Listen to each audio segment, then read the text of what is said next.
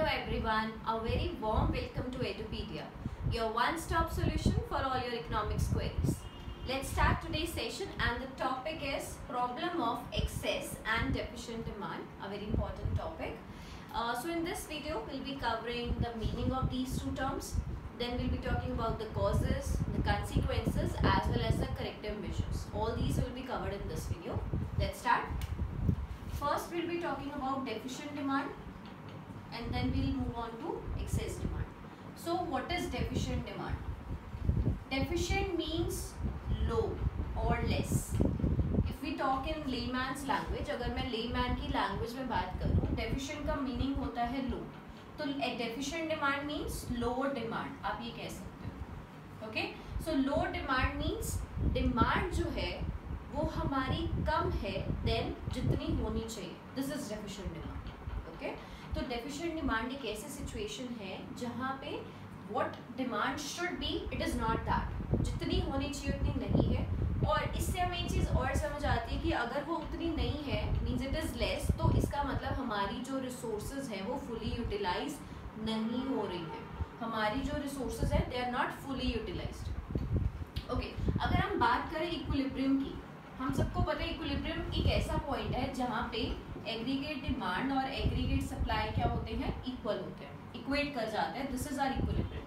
But अगर हम deficient demand के केस में बात करेंगे, और यहाँ पे मैं इक्विलिब्रियम में फुल एम्प्लॉयमेंट इक्विलिब्रियम की बात होती है बेटा.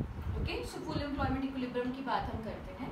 ठीक है, तो डेफिशिएंट डिमांड के केस में क्या होगा, डिमांड इज लेस. तो aggregate demand is less than aggregate supply. This corresponds to deficient demand. Okay, so ये डेफिशिएंट डिमांड है. मैं आपको फुल एम्प्लॉयमेंट इक्विलिब्रियम का मीनिंग एक बार बता देती हूँ. फुल एम्प्लॉयमेंट क्या होता है, एक ऐसा पॉइंट जहाँ पे जो लोग काम करना चाहते हैं उन सबको काम मिल रहा है at existing wage rate. I repeat, it is such a situation in which all those who want to work or who are willing to work are getting the work at the existing wage rate. Means जैसे मैं काम करना चाहती हूँ, जो wage rate market में चल रहा है उस वेज रेट पे, और मुझे काम मिल भी गया है, तो दैट इज कि मैं एम्प्लॉयड हूँ. और ऐसे ही सब लोगों की अगर हम बात करेंगे वो भी एम्प्लॉयड है, तो वो हो जाएगी फुल एम्प्लॉयमेंट. तो उस पॉइंट पे जब इक्विलिब्रियम आता है उसको बोलते हैं फुल एम्प्लॉयमेंट इक्विलिब्रियम. सो ये था कि डेफिशिएंट डिमांड क्या होती है, रिसोर्सेज फुली यूटिलाइज नहीं हो रही है. मीन्स कुछ ना कुछ हमारा जो हमने जितना होना चाहिए उससे हमने कम प्लान किया हुआ है. ओके, मीन्स हम लोग रिसोर्सेज को फुली यूटिलाइज नहीं कर रहे हैं. दैट मीन्स कि हमारी जो प्लान्ड इस बार हमने टोटल डिमांड रखी है वो कम है देन फुल एम्प्लॉयमेंट लेवल पे जो डिमांड होती है. मैं आपको डायग्रामेटिकली इस कंसेप्ट को समझाती हूँ. ठीक है, इससे आपको और ज़्यादा अच्छे से क्लियर हो जाएगा. Let's do it diagrammatically. So we all know L-shaped diagram होता है, right? So let me draw. ये हमारा y-axis है, this is 0 and this is x-axis. Okay? अब इस point पे y-axis पे हम ले लेंगे aggregate demand और x-axis पे हम ले लेंगे income denoted by y या फिर GDP, जिसको हम GDP बोलते हैं. Okay? अब ये 0 से हमारी 45 डिग्री लाइन जाएगी. This is OY which is aggregate supply line. ठीक है, ये एग्रीगेट सप्लाई लाइन हमारी जा रही है फुल एम्प्लॉयमेंट के अकॉर्डिंग. अब डिमांड, एक्चुअल में जो फुल एम्प्लॉयमेंट मेरा इक्विलिब्रियम है वो इस पॉइंट पे हो रहा है. Let us name this point as E. This was the point of equilibrium. ठीक है, और इसको मैं ले लेती हूँ P. बट ये है aggregate demand eight F. F is what, full employment. F denote करेगा फुल एम्प्लॉयमेंट को. एग्रीगेट डिमांड जो फुल एम्प्लॉयमेंट लेवल पे होनी थी, हमने यहाँ पे इक्विलिब्रियम में होना था. एंड हमारा जो इनकम या जो GDP लेवल है दैट वाज ON से. ओके, बट हुआ क्या, रिसोर्सेज नहीं यूटिलाइज हुई. क्यों नहीं हुई, मे बी बिजनेस एक्सपेक्टेशंस नहीं थी, तो बिजनेसमैन ने ज़्यादा प्रोड्यूस ही नहीं किया. या फिर आप ये कह सकते हो कि जो प्राइवेट कंज्यूमर्स है उन्होंने ज़्यादा सेव कर लिया, तो उन्होंने ज़्यादा खर्च नहीं किया. तो हर किसी पॉइंट से वो मैं आपको कॉजेज बाद में बताऊँ. ठीक है, अब ये था फुल एम्प्लॉयमेंट पे, बट हुआ नहीं इतना, हम लोग नीचे ही रह गए, नीचे पॉइंट पे. This is aggregate demand P stands for planned. हमने इतनी प्लान की है कि इस साल इस अकाउंटिंग ईयर में मैं इतनी एग्रीगेट डिमांड हमारी कंट्री की होगी। तो इस पॉइंट पे अगर हम देखें तो ON कितनी शॉर्ट है, you can see this NM demand हमारी कम है। अब इम्पोर्टेंट पॉइंट आपको मैं एक चीज बताना चाहती हूँ, इस पॉइंट को मैं ले रही हूँ E1, ओके। अब ये जो गैप है E से लेके, ये हम पॉइंट इसको नेम ले लेते हैं F, ओके। सो EF, ये जो गैप है EF, इसको हम क्या कहेंगे, इसको बोलेंगे डेफिशिएंट डिमांड की वजह से, या फिर इसको एक और नेम होता है, कोई बता सकता है, किसी को पता है कि इस गैप को क्या कहते हैं? अगर if you know the answer कि इस गैप को क्या कहते हैं, प्लीज अपना आंसर कमेंट सेक्शन में आप लिख सकते हो, मैं भी आपको थोड़ी देर में इसका आंसर दे दूंगी, ठीक है। So I tell you what is this gap called as. So अब हम डायग्रामेटिकली से क्या देख पा रहे हैं, इसको पॉइंट ले लेते हैं जी, ठीक है। So what we can see कि हमारी फुल एम्प्लॉयमेंट लेवल पे जो डिमांड थी वो इस पॉइंट पे थी और प्लान पे इस पॉइंट पे, सो दैट मीन्स ये गैप बच गया। I am using the word gap, इससे ही आपको आइडिया मिल जाएगा कि इसको क्या कहते हैं, इस gap. Okay, so this is deficient demand. Let's talk about this. अब इसको बोलते क्या है, इसको बोलते हैं deflationary gap, okay. This is called as deflationary gap, okay. ये पॉइंट जो है, ये जो गैप है, इसको डिफ्लेशनरी गैप कहते हैं, बिकॉज ये जो है इकोनॉमी में डिफ्लेशन लेके आता है, तो इससे डिफ्लेशनरी गैप कहते हैं। I hope this is clear to you, और if you have any queries please comment section में आप हमें बता सकते हो, okay. So this was deficient demand, उसका मैंने आपको डायग्रामेटिकली समझाया कि ये हमारा गैप है जो डेफिशिएंट है डिमांड, ठीक है। अब हम पढ़ लेते हैं इसके कॉजेज क्या है, व्हाट आर इट्स कॉजेज, ठीक है। Let's talk about its causes कि क्यों ये जो डिमांड है ये कम हो रही है या ऊपर नहीं जा रही है, क्या रीजंस है इसके। तो सबसे पहले तो देखो, जो इसका फर्स्ट रीजन है, हम क्लोज्ड इकोनॉमी में अगर हम बात करें तो 2 कंपोनेंट्स हम लेते हैं। एक हम लेते हैं हाउस होल्ड, जिसको हम कंजम्पशन के लिए कहते हैं, और दूसरा हम लेते हैं बिजनेस, दैट इज इन्वेस्टमेंट। तो फर्स्ट कॉज क्या हो गया कि जो कंजम्पशन है वो लेस हो गई, रिडक्शन हो गया, उसमें कंजम्पशन कम हो गई। मीन्स बेसिकली हुआ क्या कि लोगों ने ज़्यादा स्पेंड नहीं किया, व्हाट दे डिड, उन्होंने सेव ज़्यादा कर लिया, मतलब उनकी MPS बढ़ गई है, ठीक है, और उनकी जो कंजम्पशन है वो कम हो गई है, ठीक है। अब इनकम में से हम सबको पता है कि इनकम जो होती है वो 2 पार्ट्स में हम डिवाइड करते हैं, एक कंजम्पशन और एक सेविंग। तो उन्होंने कंजम्पशन पार्ट कम करके सेविंग ज़्यादा किया, तो डिमांड नहीं की, ठीक है। सेकेंड इज इन्वेस्टमेंट कम हुई, reduction in private investment, okay. Investment कम हो गई। इन्वेस्टमेंट क्यों कम होगी, क्योंकि बिजनेसमैन को क्या लग रहा है कि आगे चल के इतना ज़्यादा प्रॉफिटेबल नहीं होने वाला है कि मैं अभी प्रिपेयर करके रखूँ, अपना स्टॉक्स पाइल अप करूँ, जब डिमांड आएगी तब मैं कर लूँगा, ठीक है। तो ऑलरेडी जो स्टॉक्स है वो भी नहीं बिक पाते हैं, ऐसी सिचुएशन हो जाती है थोड़ी सी, ठीक है। तो इन्वेस्टमेंट उन्होंने और कम कर दी। तो ये तो था कि जब हम क्लोज्ड इकोनॉमी की बात कर रहे हैं, ये 2 पॉइंट्स थे क्लोज्ड इकोनॉमी के। बट हमारी जो इंडियन इकोनॉमी है या कोई भी इकोनॉमी है वो ओपन इकोनॉमी है, हम लोग बाहर की कंट्रीज के साथ डील भी करते हैं, तो उस केस में कॉजेज और ज़्यादा हो जाते हैं। इसका थर्ड कॉज क्या हो जाएगा, ओपन इकोनॉमी के केस में गवर्नमेंट एक्सपेंडिचर कम हो गया, गवर्नमेंट ने भी जो एक्सपेंडिचर था वो नहीं किया, कम कर दिया। गवर्नमेंट एक्सपेंडिचर किस चीज़ पे करती है, वेलफेयर एक्टिविटीज़ पे, जैसे डैम्स बना लिया या कोई भी रोड्स बनाने शुरू कर दिए, तो उससे वेलफेयर होता है क्योंकि लोगों के पास इनकम आती है। तो उन्होंने गवर्नमेंट एक्सपेंडिचर कम कर दिया, लोगों को इनकम कम मिली, तो अल्टीमेटली कंजम्पशन कंपोनेंट कम हो गया, डिमांड कम हो गई, ठीक है। तो ये होता है गवर्नमेंट एक्सपेंडिचर कम होने की वजह से। नेक्स्ट, इंपोर्ट्स एंड एक्सपोर्ट्स, बहुत इंपॉर्टेंट। अब हुआ क्या, एक्सपोर्ट्स कम हो गए, ठीक है। हमारे जो एक्सपोर्ट्स थे वो भी कम हो गए, हमारी कंट्री से अब बाहर कुछ जाना नहीं है, तो हमने अल्टीमेटली कम प्रोड्यूस करना शुरू कर दिया। तो हमने कम प्रोड्यूस शुरू किया, तो उसकी वजह से हमारी कंट्री में ही डिमांड की। Next component is imports.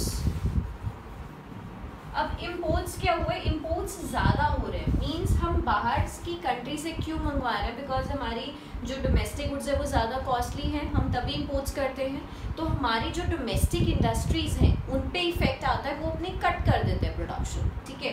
तो वो जब कट करते हैं प्रोडक्शन तो उसका इफेक्ट कैसे आता है, उसका इफेक्ट आता है उनके लेबर्स पे, कि उनको ऑब्वियसली अब कम हो रही है तो फिर उनको इनकम भी थोड़ा सा कम हो जाता है, एवरीथिंग गोज डाउन, तो डिमांड ऑटोमेटिकली कम हो जाती है। एंड मोर ओवर इम्पोर्ट्स जो है वो एग्रीगेट डिमांड का नेगेटिव कंपोनेंट होता है, राइट। सो इम्पोर्ट्स जो है वो बढ़ गए हैं। Next is taxes.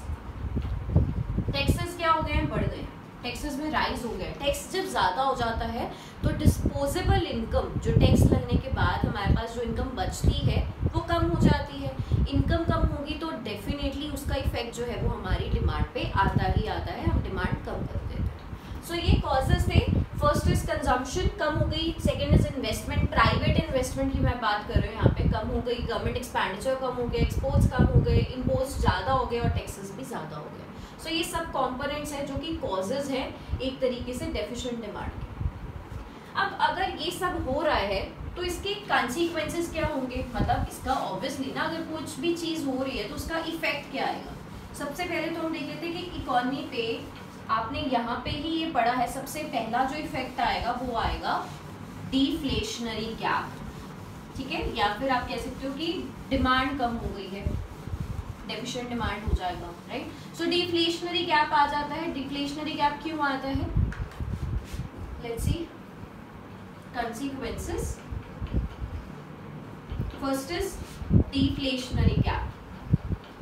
हमारी कंट्री में डिफ्लेशनरी गैप आ जाता है, हम लोग डाउनवर्ड साइड पे और ज़्यादा चले जाते हैं, डिमांड कम हो जाती है। डिमांड कम होने की वजह से क्या होगा, आगे जो फर्दर प्रोडक्शन है उस पर इफेक्ट आता है सबसे ज़्यादा, राइट। हम लोग प्रोड्यूस ही नहीं करते, इन्वेस्टमेंट्स को पता है कि अभी मार्केट जो है उसमें नहीं अपॉर्चुनिटीज़ दिख रही हैं फर्दर इन्वेस्टमेंट की, तो वो नहीं प्रोड्यूस करते हैं, फिर और ज़्यादा इनकम कम, डिमांड कम, तो ये सब चलता रहता है, ठीक है। सो हम लोग डिफ्लेशनरी गैप में फंस जाते हैं, ठीक है।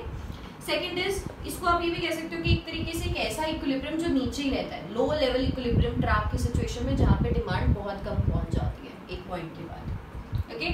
सो deflationary gap. Second is loss of profits, definitely profits तो लॉस होगा ही। जो डिमांड अगर पहले होती, ये सिचुएशंस ना हुई होती तो डिमांड बहुत अच्छी हो सकती थी, डिमांड ज़्यादा हो सकती थी, एग्रीगेट सप्लाई के इक्वल हो सकती थी, but because of deficient demand, because of all these causes, क्या हुआ, डिमांड कम हो गई। डिमांड कम हुई तो फिर ऑब्वियसली वो अपनी प्रोडक्शन कट कर देगा, इन्वेस्टमेंट कम हो जाएगी एंड अल्टीमेटली प्रॉफिट्स लॉस हो जाएगा, ठीक है। Third is stocks pile up हो जाएंगे, ओके, स्टॉक्स पाइल अप या अनडिजायर्ड स्टॉक्स पाइल अप हो जाएंगे, ठीक है, अनडिजायर्ड स्टॉक्स रह जाएगा। तो ऑब्वियसली बात है, जो पहला सामान पड़ा है वो भी अभी वो बेचना है, राइट, जो प्रोडक्शन हो चुकी है उसको भी बिकने में, उसको बेचने में बहुत दिक्कत आती है। तो ये एक और कंसिक्वेंसेस है कि कंसिक्वेंस स्टॉक पाइल अप का, ओके, डेफिशिएंट डिमांड का। अब इसी के साथ हम करेक्टिव मेजर्स भी इसके डिस्कस कर लेते हैं, ठीक है, कि अब इसको करेक्ट करें तो कैसे करें, व्हाट वी शुड डू। तो उसके लिए दो तरीके हैं, लेट्स डिस्कस दैट। मैं ये रब कर लेती हूँ उतनी देर। दो तरह के मेजर्स जो है वो आप यूज करके ये सिचुएशन से बाहर आ सकते हो।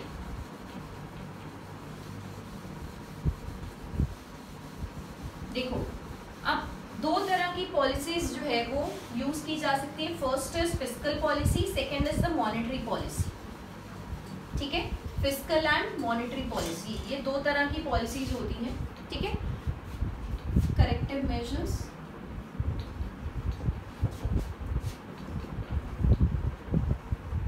दो तरह की होती है, मैंने आपको जैसे कि बोला, one is the fiscal, second is the monetary.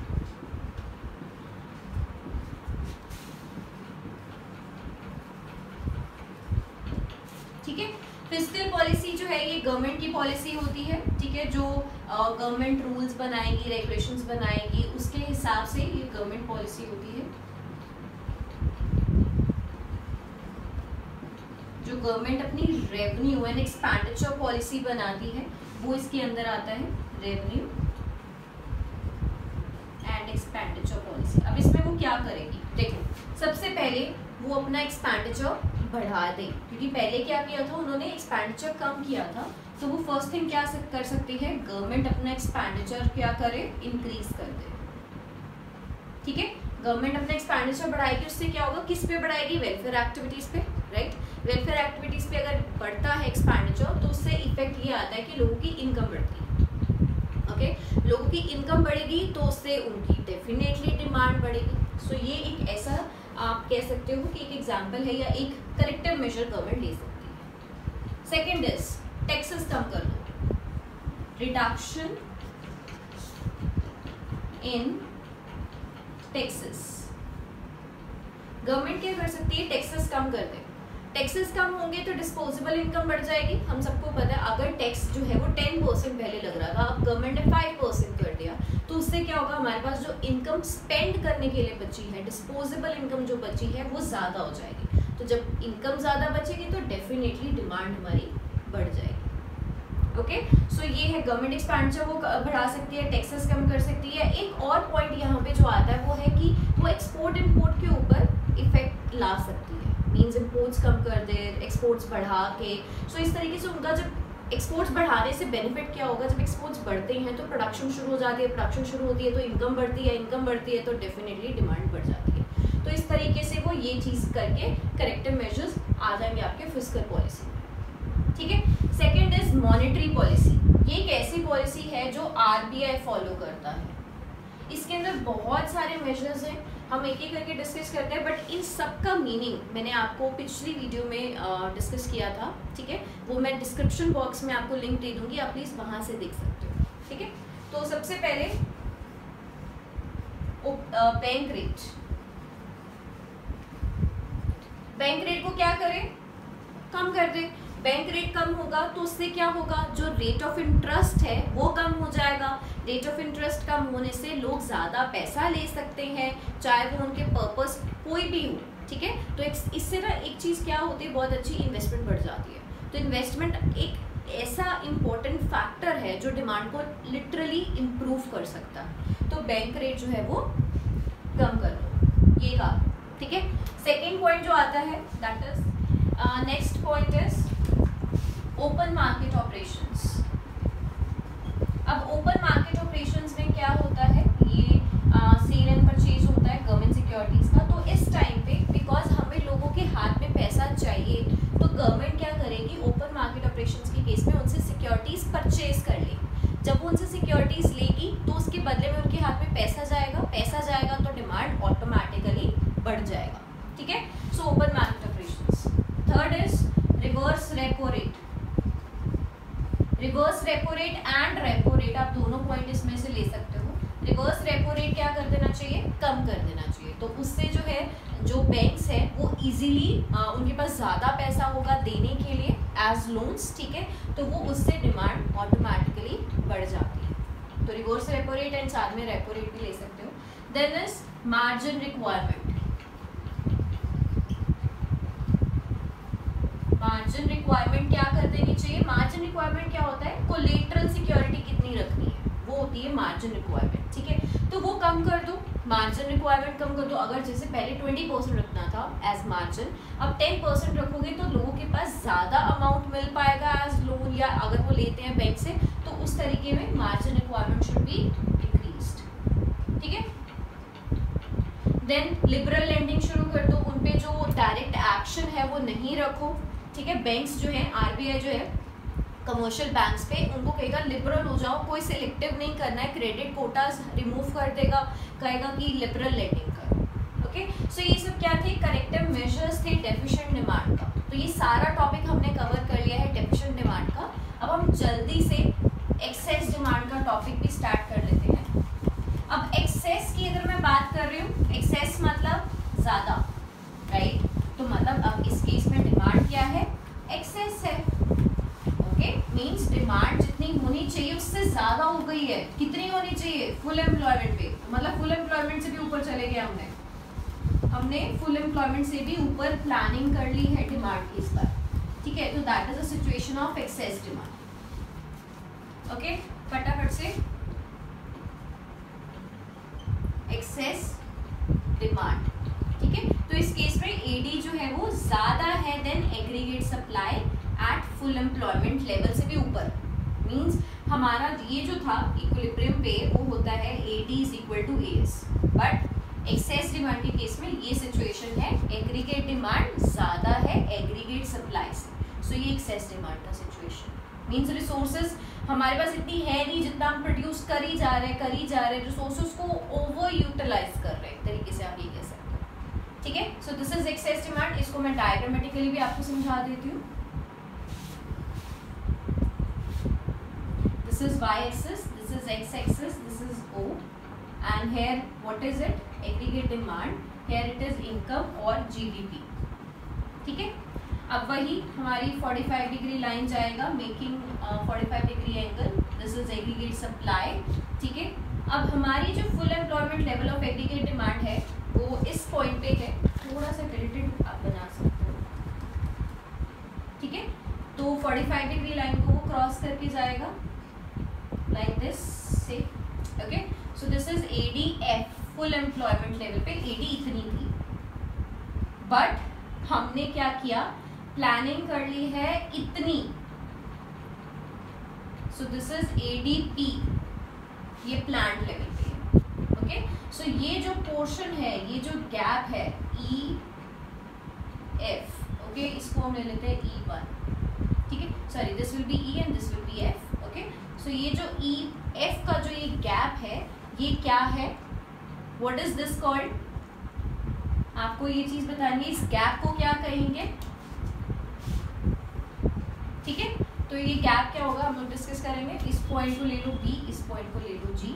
ठीक है, so this is what, this is the situation of excess demand. हमने फुल एम्प्लॉयमेंट लेवल से ऊपर की प्लानिंग कर ली है डिमांड की, मींस हम उससे भी ज्यादा प्लान कर रहे हैं कि हम इस साल में इतना बनाएंगे, प्लानिंग है ना, राइट, रिसोर्सेज होंगे तभी बनेगा, तो हम इस पॉइंट पे जाके प्लान कर रहे हैं कि हम बनाएंगे, और इस टाइप के गैप को बोलते हैं इन्फ्लेशनरी गैप, बिकॉज इससे इकोनॉमी में इन्फ्लेशन आता है, प्राइसेस बढ़ेंगे। जब इतनी डिमांड है, सप्लाई तो है ही नहीं, तो प्राइस तो बढ़ेगा, right. AD is greater than AS, तो इस सिचुएशन में क्या होता है, प्राइस राइज, और प्राइस जब बढ़ता है तो इन्फ्लेशन की सिचुएशन होती है। ओके, सो ये है एक्सेस डिमांड का डायग्रामेटिक प्रेजेंटेशन। अब हम देख लेते हैं ये ऐसा हो क्यों रहा है, क्या कॉजेज है इसका, कि किस वजह से ऐसा हो रहा है।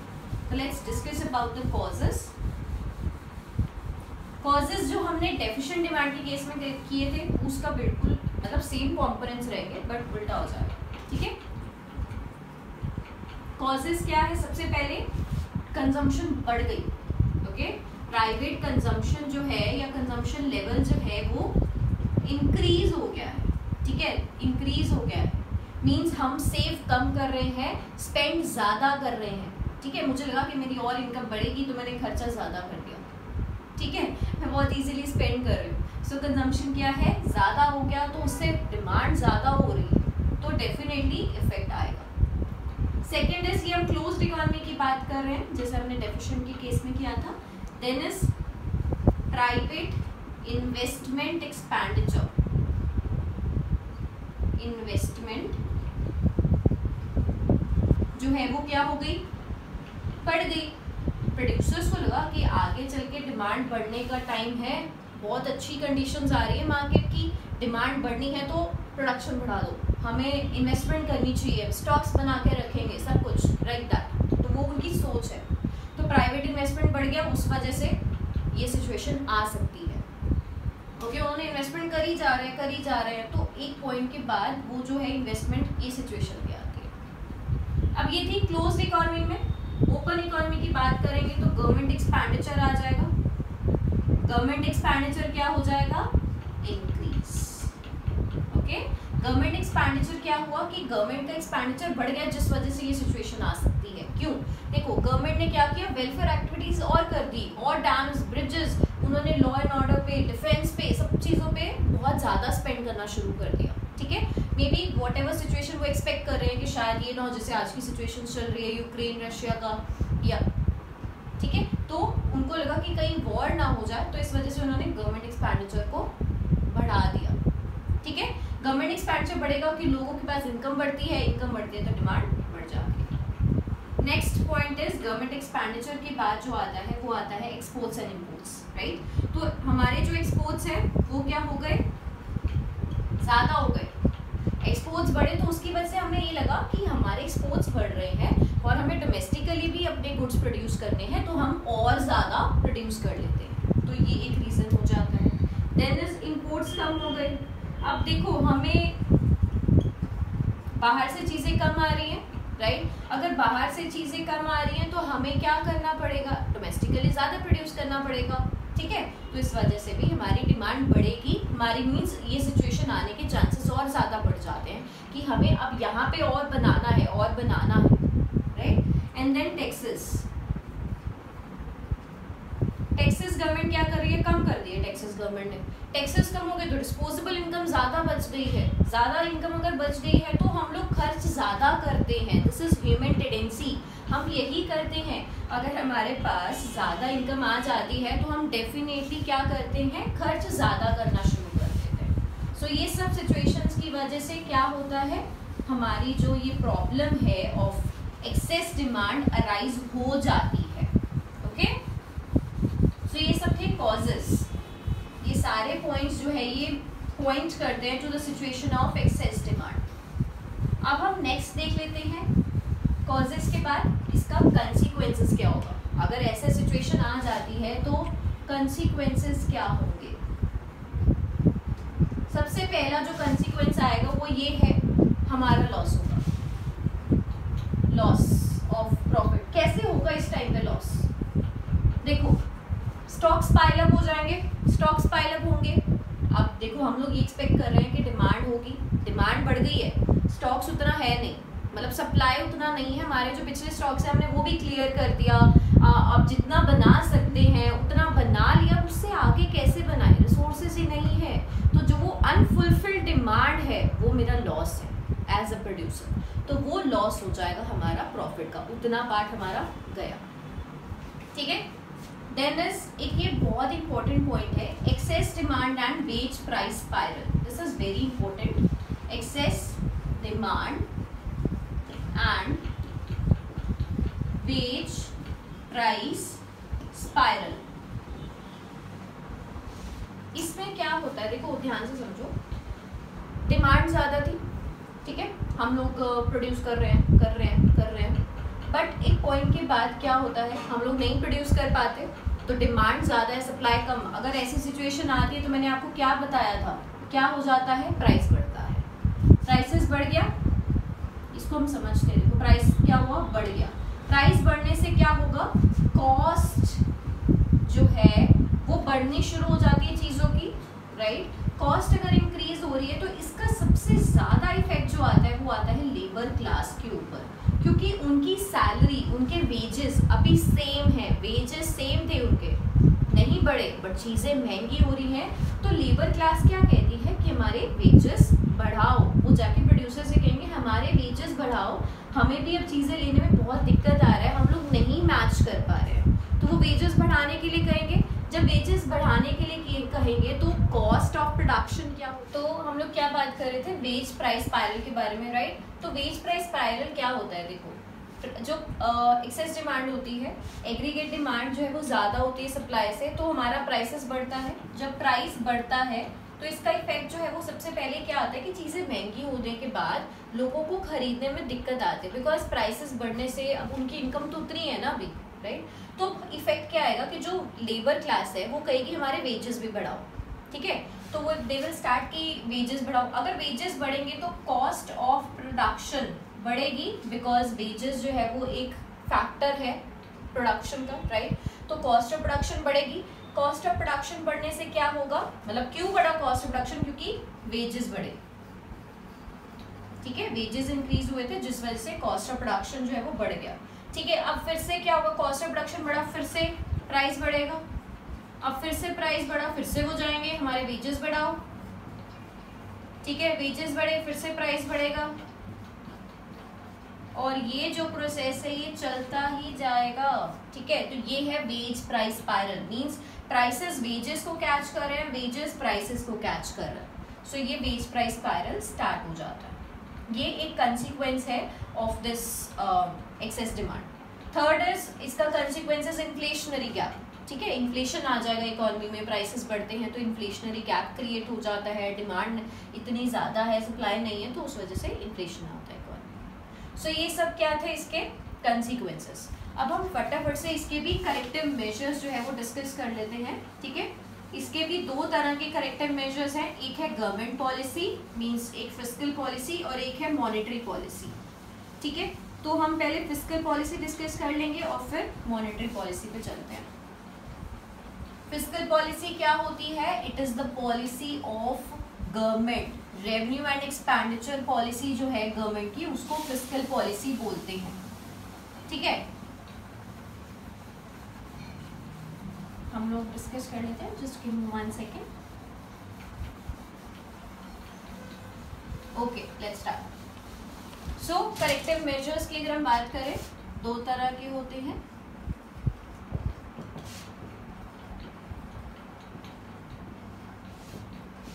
एक है फिस्कल, दूसरा है मॉनेटरी। ओके, सो फिस्कल में गवर्नमेंट क्या करेगी? गवर्नमेंट अपना एक्सपेंडिचर कम करेगी, एक्सपेंडिचर की मतलब खर्चा ना हो ज्यादा, वेलफेयर एक्टिविटीज पे भी वो कम कर देगी, बिकॉज ऑलरेडी डिमांड है, जितनी होनी चाहिए उससे ज्यादा हो रही है डिमांड, तो वो अपना एक्सपेंडिचर कम कर देगी। दूसरी चीज क्या करेगी? टैक्सेस बढ़ा देगी। टैक्सेस अगर इंक्रीज करेगी तो डिस्पोजेबल इनकम कम हो जाएगी, डिस्पोजेबल इनकम कम होगी तो डिमांड ऑटोमेटिकली कम हो जाएगी। ठीक है, थर्ड इज वो एक्सपोर्ट्स एंड इम्पोर्ट्स के ऊपर चेक लगा देगा। ठीक है, कि एक्सपोर्ट्स ज़्यादा ना हो, इम्पोर्ट्स ज़्यादा ना हो, इम्पोर्ट्स कम हो जाए, तो ये सब चीज़ें चलती हैं फिस्कल पॉलिसी। मॉनेटरी में आरबीआई की पॉलिसीज फॉलो की जाती हैं, तो वो क्या करेगी? सबसे पहले ओपन मार्केट ऑपरेशंस की हम बात करते हैं। ओपन मार्केट ऑपरेशंस में क्या करेगी? अब लोगों से पैसा लेना है तो लेने के लिए सेल करेगी वो सिक्योरिटीज। इससे क्या होगा? जब वो सिक्योरिटीज बेचेगी, गवर्नमेंट सिक्योरिटीज की बात हो रही है, जब वो सिक्योरिटीज बेचेगी तो लोग अपना पैसा देंगे उसके बिहाफ पे, तो पैसा आ गया तो डिमांड कम हो जाएगी। ठीक है, तो ओपन मार्केट ऑपरेशंस में वो sell. Then second is reverse repo rate.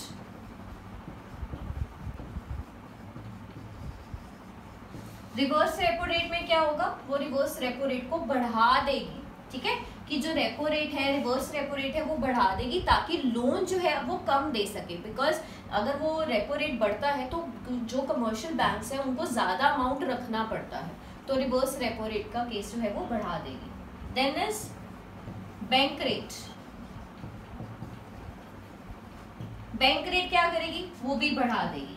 Bank rate बढ़ेगा तो इनका जो रेट ऑफ इंटरेस्ट है वो बढ़ जाएगा, लोन कॉस्टली हो जाएगा, लोन कॉस्टली होगा तो हमारी इन्वेस्टमेंट कम होगी, इन्वेस्टमेंट कम होगी तो डिमांड ऑटोमेटिकली कम हो जाएगी, बिकॉज इनकम नहीं आती है ना लोगों के पास, तो इनकम नहीं आएगी तो डिमांड कम होती है। Then margin requirement. Margin requirement भी वो बढ़ा देगी, मार्जिन रिक्वायरमेंट इंक्रीज कर देगी। ठीक है, मार्जिन रिक्वायरमेंट बढ़ा देगी, मतलब जो लोन पहले हमें 20% रखना पड़ता था, 30% हमारा मार्जिन में जाएगा, बाकी अमाउंट लोन की मिलेगी। देन वो सिलेक्टिव हो जाएगा, फिफ्थ पॉइंट सिलेक्टिव हो जाएगा इन सिलेक्टिव क्रेडिट। मीन्स वो सबको लोन नहीं देगा, बहुत सिलेक्टिवली क्रेडिट दिया जाएगा, लोन बहुत आराम से सोच के ध्यान से देना पड़ेगा। तो ये सब मेजर्स है, करेक्टिव मेजर्स है, fiscal and monetary. And this was about excess and deficient demand. I hope आपको सेशन अच्छा लगे, एंड प्लीज़ अगर अच्छा लगे तो लाइक कीजिए, शेयर कीजिए एंड कमेंट कीजिए। अगर आपको कोई भी प्रॉब्लम है या कोई भी टॉपिक पे अगर आप चाहते हो हम वीडियो बनाएं तो will definitely make video on that, and please subscribe to our channel and follow us on Instagram also. Thank you.